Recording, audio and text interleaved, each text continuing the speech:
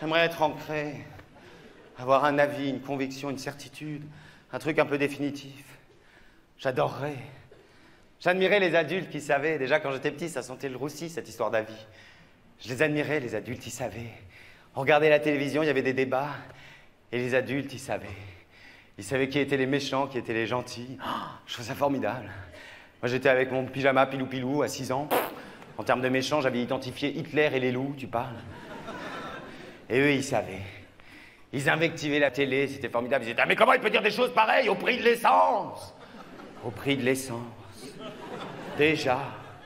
Je trouvais ça merveilleux. Je rêvais de dire ça un jour, quand je serai adulte. Je rêvais de dire « Au prix de l'essence !» Avec une femme à côté un peu contrite. Ça, tais-toi, arrête. Je trouvais ça formidable. Je les admirais. C'était la télévision où il y avait 2, 3 chaînes. Pour changer les chaînes, il fallait y aller à même le poste.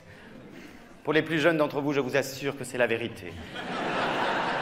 Je me souviens avec beaucoup d'émotion de mon père, avec ses lunettes de glacier, ses chaussures à crampons, sa ficelle enroulée autour de la taille, qui nous disait tendrement « Les enfants, allez embrasser votre mère, dites-lui que je l'aime énormément. Papa va traverser le salon et tâcher de mettre la 3. » Ah, ils savaient, et je les admirais de savoir. Moi, tu pouvais me mettre le mec de droite, le plus dogmatique, en face du mec de gauche, le plus obtus. Ma tête faisait du ping-pong en permanence et je savais pas. Alors je demandais « Papa, maman, on est de droite, on est de gauche ?» Enfin, va dans ta chambre, t'as vu l'heure qu'il est? Ah. On est de droite, alors? Et alors, dans ma chambre, j'apprenais le noir, j'apprenais la trouille, j'étais comme ça, avec ma couette, sous mes petits aisselles, avec mon pyjama. Et puis, il y avait le liseré de lumière, à la porte, comme ça, qui menait au couloir.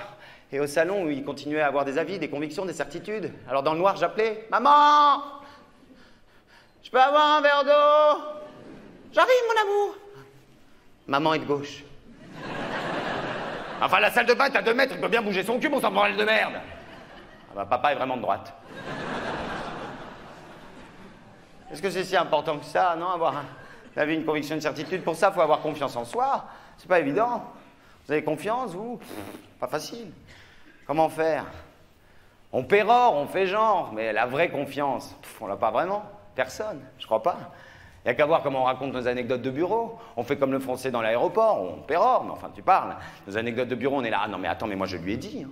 Ah, mais moi je suis rentré dans le bureau de Sylvain, mais j'en ai eu rien à foutre.